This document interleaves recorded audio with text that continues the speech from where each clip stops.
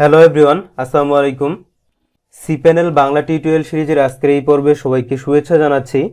আজকে আমরা add on domain নিয়ে আলোচনা করব। তো প্রথমেই বলি আসলে অ্যাড অন ডোমেইনটা আসলে কি। অ্যাড অন ডোমেইন হচ্ছে আপনি যখন একটা শেয়ারেড হোস্টিং পারচেস করবেন, শেয়ারেড হোস্টিং পারচেস করার পরে ওখানে আপনি পারচেস করার সময় একটা প্রাইমারি ডোমেইন দেন, এটা আমরা পূর্বেই জেনে এসেছি, এবং প্রাইমারি ডোমেইনটা অটোমেটিক্যালি সেট আপ হয়ে থাকে এবং প্রাইমারি ডোমেইনটার ফাইলগুলো সাধারণত থাকে পাবলিক HTML ফোল্ডারের মধ্যে। যেমন আমরা যদি ফাইল ম্যানেজারে ক্লিক করলাম এখানে, এবং ফাইল ম্যানেজারে আসার পরে আমরা এখানে দেখতে পাচ্ছি একটি ফোল্ডার আছে, সেটা হচ্ছে public_html। এই public_html এর মধ্যেই আমাদের যে প্রাইমারি ডোমেইনটা ছিল, অর্থাৎ এই যে প্রাইমারি ডোমেইনটা, এটার ফাইলগুলো থাকবে এই public_html এখানে। এটা হচ্ছে প্রাইমারি ডোমেইনের বিষয়। এবং ধরুন যে আপনি একটা হোস্টিং কিনেছেন এবং ওই হোস্টিংয়ে 3টা ওয়েবসাইট হোস্ট করবেন।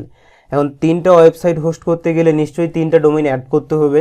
আপনার এখানে একটা ডোমেইন অ্যাড করা আছে, আরও তো বাকি 2টা ডোমেইন অ্যাড করতে হবে, তাই না? সো এই যে বাকি 2টা ডোমেইন অ্যাড করতেছেন, এই ডোমেইনগুলোকেই বলতেছি আমরা অ্যাড অন ডোমেইন।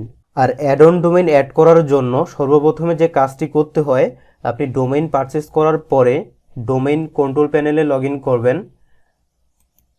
আমার এখান থেকে কতগুলো ডোমেইন পারচেস করা আছে, আপনার যেখান থেকেই পারচেস করেন না কেন, ডোমেইনটাকে ম্যানেজ করার জন্য একটা ডোমেইন ম্যানেজমেন্টের প্যানেল পাবেন। সো সেখানে আপনি ম্যানেজে ক্লিক করবেন। এই ম্যানেজের পরিবর্তে অন্য কোনো অপশন থাকলে থাকতে পারে, কিন্তু বিষয়গুলো প্রায় একই। সো আমি আমার ক্ষেত্রে ম্যানেজে ক্লিক করতেছি, আপনার ক্ষেত্রে অন্য অপশন থাকলে সেটাতে ক্লিক করবেন, এবং ক্লিক করার পরে দেখবেন যে নেম সার্ভার নামে একটা অপশন আছে। এই অপশনটা অবশ্যই ডোমেইন কন্ট্রোল প্যানেলে থাকবে, এবং নেম সার্ভারটা অবশ্যই আপডেট করে নেবেন। এখন আপনার প্রশ্ন থাকতে পারে নেম সার্ভার কি।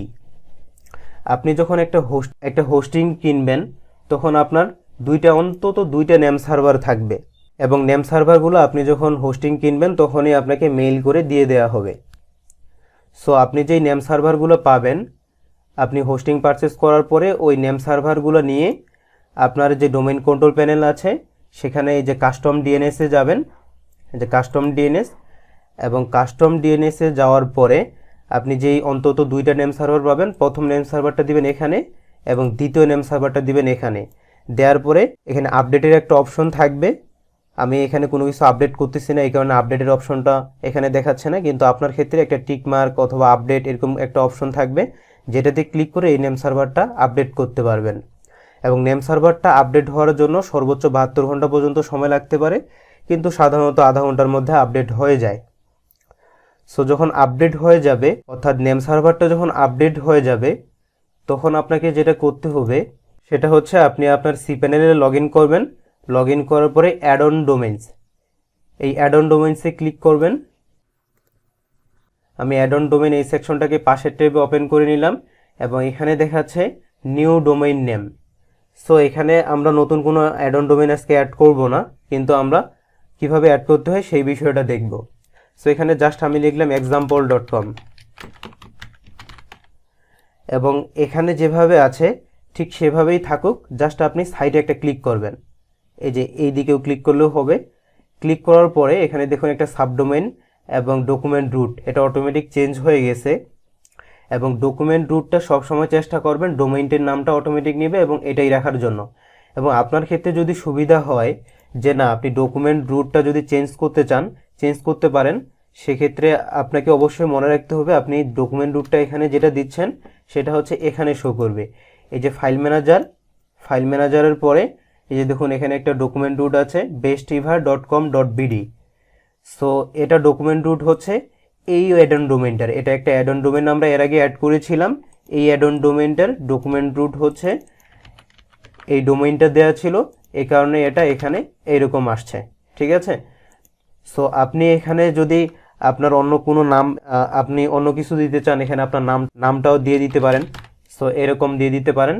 সো এরকম দিলে যেটা হবে, এই যে ডকুমেন্ট রুটটা এখানে আছে, এখানে এরকম চলে আসবে, অর্থাৎ এটা চলে আসবে।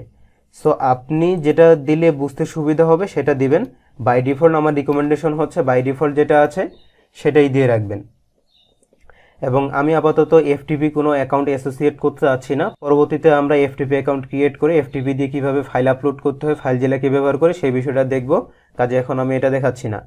সো এখন যদি আমি এখানে অ্যাড ডোমেইনসে ক্লিক করি, তাহলে আমাদের যে ডোমেইনটা দিব আমরা সেটা অ্যাড হয়ে যাবে, কারণ আমরা নেম সার্ভার আগে আপডেট করে নিয়েছিলাম। কিন্তু যেহেতু এইটা একটা ডেমো ডোমেইন আমরা এখানে দিয়েছি এবং এই কারণে এটা এখন এখানে অ্যাড হবে না। এবং আপনাদের ক্ষেত্রে যেহেতু আপনারা ডোমেইনের কন্ট্রোল প্যানেল থেকে নেম সার্ভার আপডেট করে নেবেন, সেক্ষেত্রে অ্যাড অন ডোমেইনটা কিন্তু অ্যাড হয়ে যাবে। সো এই ছিল অ্যাড অন ডোমেইন সম্পর্কে আলোচনা, আশা করি বুঝতে পেরেছেন। আর কোথাও কোনো বুঝতে অসুবিধা হলে অবশ্যই কমেন্ট করে জানাবেন, আমি যথেষ্ট চেষ্টা করব আপনাদের হেল্প করার জন্য। ভালো থাকবেন সবাই, আল্লাহ হাফিজ।